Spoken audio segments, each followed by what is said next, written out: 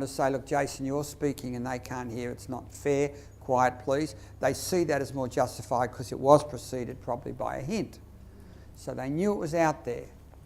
But it doesn't, I'm surprised it didn't have a stronger impact on those two.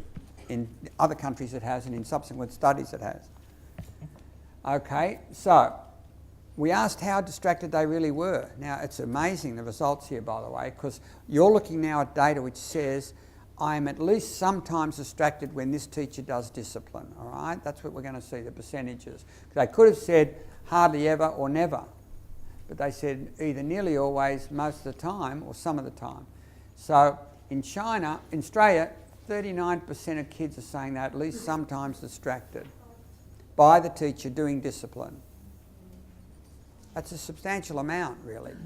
And it's interesting, it's so low there, and there's a cultural thing flowing through that, which I'm trying to tease out with a guy over there.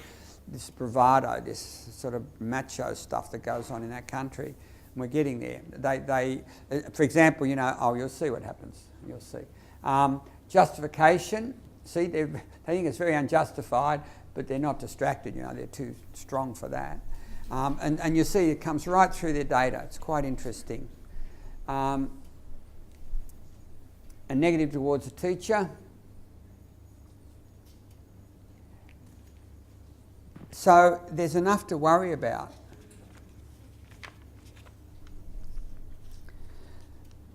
So the next part of the study, and I'll give it, was looking at, do these things create responsibility? Now we can test this statistically by controlling for misbehaviour in class, so don't worry too much. It's out there now, it was published last year. So I'm now able to look at whether punishment makes people more responsible, and the answer is no. It doesn't make them less responsible either. It doesn't overall have any effect in terms of responsibility, in terms of those items I gave you, right? Because there's no relationship between kids behaving responsibly and the amount of punishment they're receiving in the other order. You punish more, do you get more responsible kids? No. If you discuss more, you do. If you recognise more, you do. If you have aggression, you get less responsible personal, but it doesn't affect communal for whatever reason. I haven't quite figured that out. I need now I need people to do research, by the way. So if anyone's interested in becoming a higher degree student, phone me at work, because I would be very interested to see anyone work. I've got a bunch of people doing stuff. But we need qualitative research now around some of this stuff. Involvement, more communal. That was logical, because if you're involving them more in the decision making, they actually are more likely to involve themselves with the other kids and seeing other people are responsible. It doesn't affect their personal, which is interesting.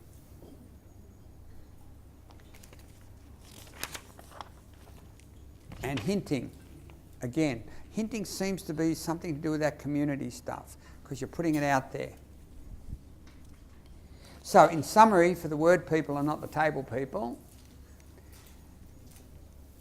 basically when teachers are using coercive discipline, they don't really become more responsible. But when they're using more inclusive techniques, they do become more responsible, and that's what we're about. So I'm going to go into the teaching of those techniques. That's where I'm heading next session. Basically, is how do you do these things in a way that's going to be most productive? How do you punish in a way that's going to be most likely to work? How do you reward? What do you reward?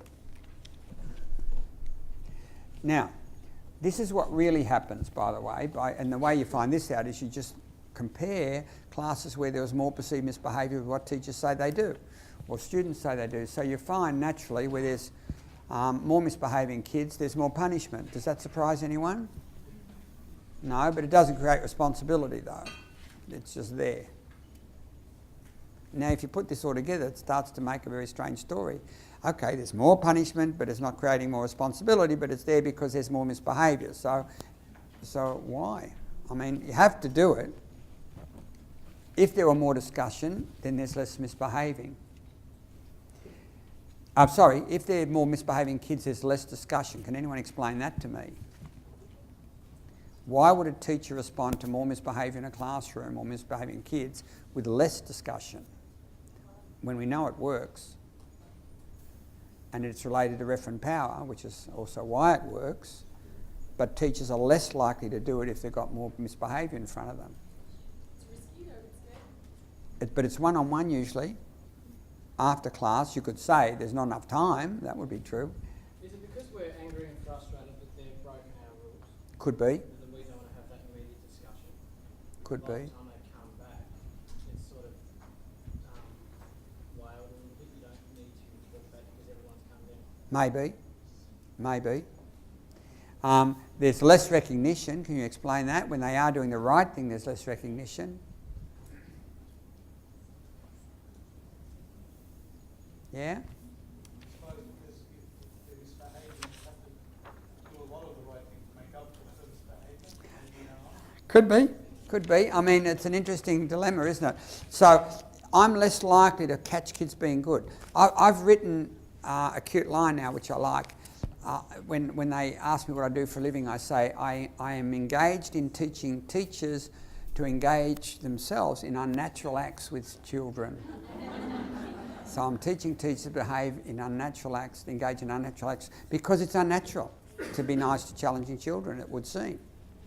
We don't, for whatever reason, we don't do it. And I'll show you some really hard data on that. We do it when they do good work, but that's all. Aggression, of course, is natural, it just happens. They're controlling you, basically. That's another thing I learned. How can I summarise my work? My work is very easy. I try to help teachers stop children from controlling them. You know, it's really interesting. I mean, the funniest thing I've ever seen was once I was in a primary school. Well, not the funniest, it's typical. I was in a primary school and a kid was sent to the principal. He was in grade 5 maybe. He was sent to the principal, and the principal was, I was just happened to be waiting there, and he said, "Oh look, I'll be with you in a minute, just sit over there so you're not blocking the doorway." "It's okay, I'll stand." No, you're blocking the doorway. Just sit over there and I'll be with you. I just got something I've got to do. "It's okay, I'll stand." And then he did the wrong thing. He said, "Look, sit over there." "I'll stand." "Sit over there." "I'll stand." "I said, sit over there." "And I said, I'll stand." And then he just yelled abuse at this kid. And you think to yourself, who's controlling whom? It was obvious. I mean, he didn't plan this. Had no idea he was going to say what came out of his mouth. So the kid controlled him, which means that kid will be back. He liked it. He controlled a principal. I mean, how even teachers can't do that. It was fantastic, you know? And so he's going to be there again. Why wouldn't he be there again? And so in a way, that's part of what I do. I try and hold teachers as adult as they can, so the kids will be as adult as they're capable of being. And it's really, some schools have, when they've interpreted it, it was interesting, they interpreted it in this way. They talked about being adult. So I like the idea. But there's a logic to it. Now, having said that, some of you are more visual. So what I'm saying is this is a research finding.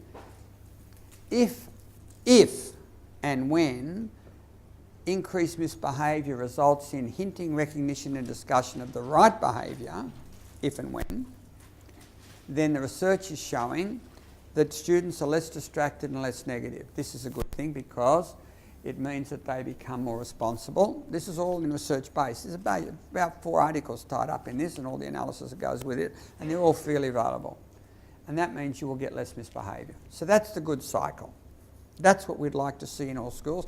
That's why I was approached, I guess, by Wayne in the first place, because he figured he doesn't care about, in this particular study, just being nice to kids. He wants more than that. I mean, I've already looked at connectedness and all those things. He wants better results for these kids. He wants them to be able to achieve more. And if there's less distraction and more responsibility, they should. And that's his gamble, by the way, because I don't know if that's going to happen. You should know, if you look at the research on interventions in schools, it is extremely difficult to demonstrate